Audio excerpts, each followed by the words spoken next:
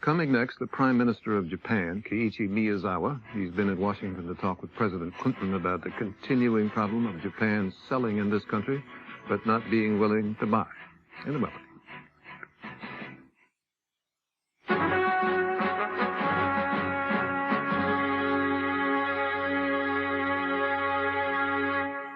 For decades now, a continuing disagreement, more or less peaceful, between Japan and the United States. The subject, trade. The fact the American market is wide open to Japanese goods, but the Japanese market is far from wide open to American goods. And a background report on this from Jack Smith. Jack? David, trade was the main issue when Prime Minister Miyazawa and President Clinton met late this week, and there was open disagreement. Let's not paper this over. There are some differences still between the Prime Minister and me about what kinds of agreements we should make. The meeting takes place against the backdrop of a trade deficit that is rising again. Japan is in a recession and buys less from the U.S., and a noticeably tougher line from the Clinton administration. In talks with Japanese officials, I said I thought we had to bring the trade deficit down. And at news conferences. The possibility of it obtaining real even access to the Japanese market is somewhat remote. Prime Minister Miyazawa arrived in Washington bringing the promise that a new $116 billion package to jumpstart the Japanese economy will stimulate the demand for U.S. goods. Administration officials, though, are skeptical. When he visited Washington last year, the Prime Minister made a similar pledge. I'll examine the situation and undertake every possible means. It's part of what critics say is the Japanese preference for process, not results. They say, here's a new process we're going to go through. That doesn't get you anywhere. You have to get to a result. You have to say the goal is 20% of the market or 10% of the market. That is the Clinton approach. Specific commitments by Japan to buy specific U.S. goods, and U.S. officials point as a model to the 1986 semiconductor agreement, in which Japan agreed to allow foreigners 20% of its huge electronic chip market, a goal that was achieved just last month. It's an approach the Japanese, though, have rejected, and Miyazawa did again this week when he praised free trade, but added, This cannot be realized with managed trade, nor under the threat of unilateralism. The Japanese tend to blame trade problems on Americans for not working hard enough and for borrowing too much. There is a great deal of resentment.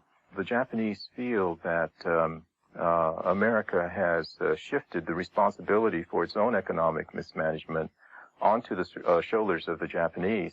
The situation is aggravated by the collapse of communism. The Cold War partnership between our two countries is outdated. Not only is Japan treated as a junior partner, but Washington spends $60 billion a year providing security in the Pacific, where there are no longer any direct threats to the U.S. It's just not reasonable politically or economically to expect that the United States is going to bear that disproportionate burden forever. The end of the Cold War, then, has removed some of the glue from the U.S.-Japanese relationship, and that makes trade friction all the more noticeable. And with Japan's apparent refusal now to set trade targets, and the Clinton administration's determination to get them, the stage seems set for more conflict between the world's two greatest economic superpowers. David? Jack, thank you. Here now in the studio with us is Prime Minister Miyazawa of Japan. Prime Minister, we thank you for coming. Pleased to have you with us. Now, Prime Minister, you had a meeting yesterday with President Clinton, and the reports coming out afterward were that neither of you accomplished a great deal. How would you put it? Well, primary purpose of my coming here is to get acquainted, get to know better with President Clinton, and I'm satisfied that I've been able to establish trust and friendship. That's most important to me. We did talk on trade matters, other matters as well, but I think we've been able to basically agree in what we should do, not immediately, not in a quick fix, but over a period of time. Last year, a trade imbalance of about 40 to 45, $49 billion between our two countries. The administration's position seems to be that's bad, and it's your fault. Is it bad, and whose fault is it? First, it's bad. I think Japanese government, I myself is as embarrassed as your government, your president. We are all in an embarrassing situation. But it means we're buying lots of products and goods and services that you make, more than we're selling to you. Why should either side be embarrassed by that? Unless there is illicit protectionism involved. Yeah. So that blame perhaps not the right word to me. We've been selling to the United States, this is buying from Japan, provided that there is any unfair or irregular transactions, then I think blame perhaps is not the right word.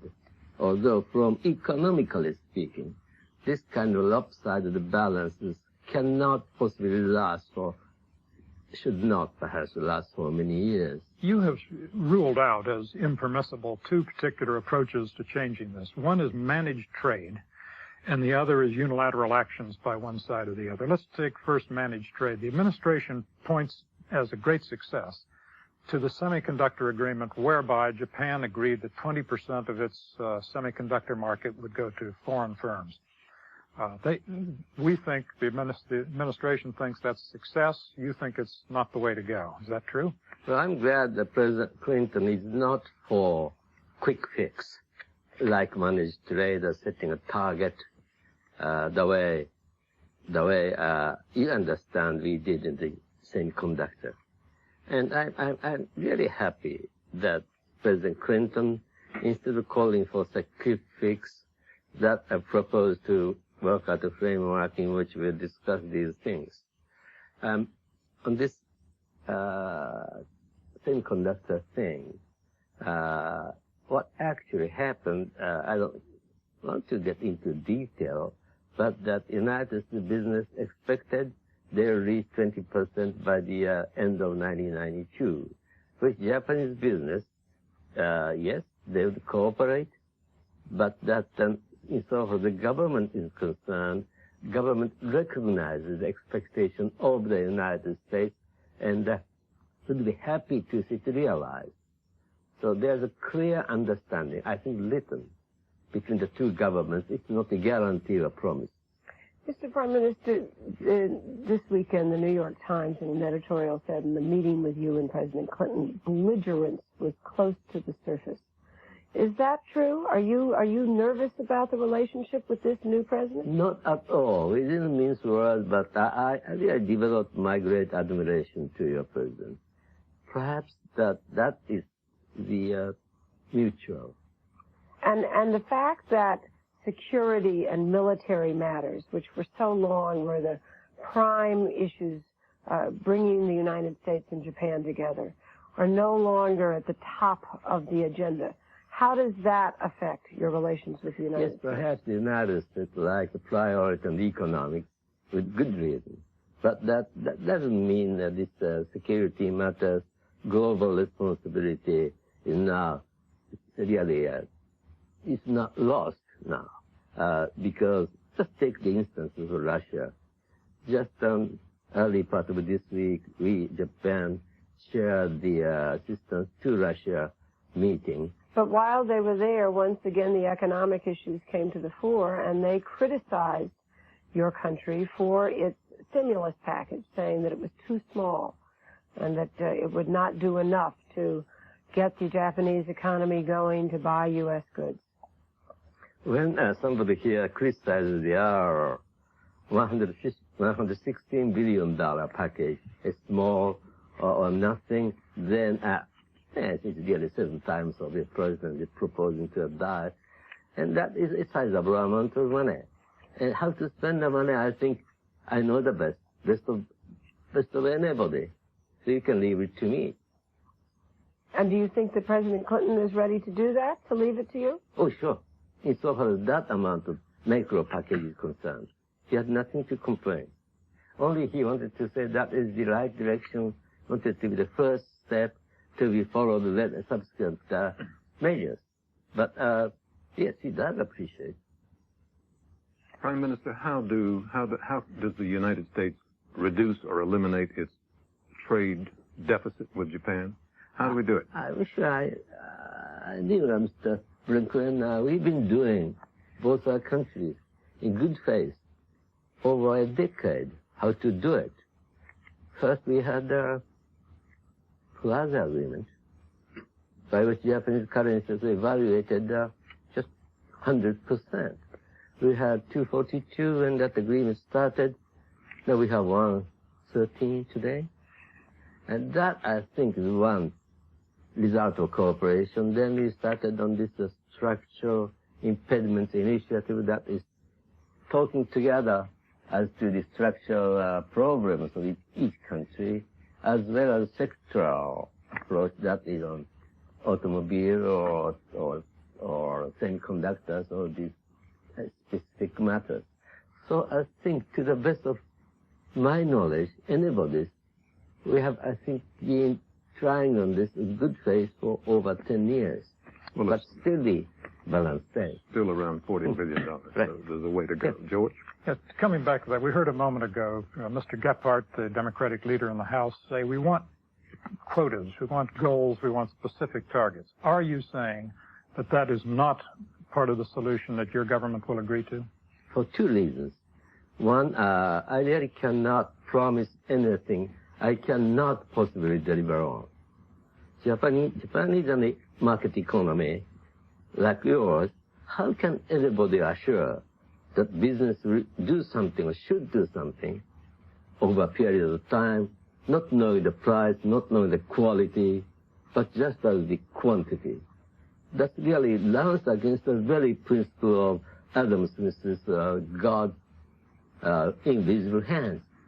That's one thing. The other thing, if you really want some government to do that, you are telling the government to be a managed economy, like the way Russian had been doing, which you want to them change now. But, Mr. Prime Minister, there's a lot of complaint in this country that you do have a semi-managed economy, and that there are all kinds of products that were higher quality American products, for instance, machine tools, that you did not allow into your country so that you could get your own machine tool industry going.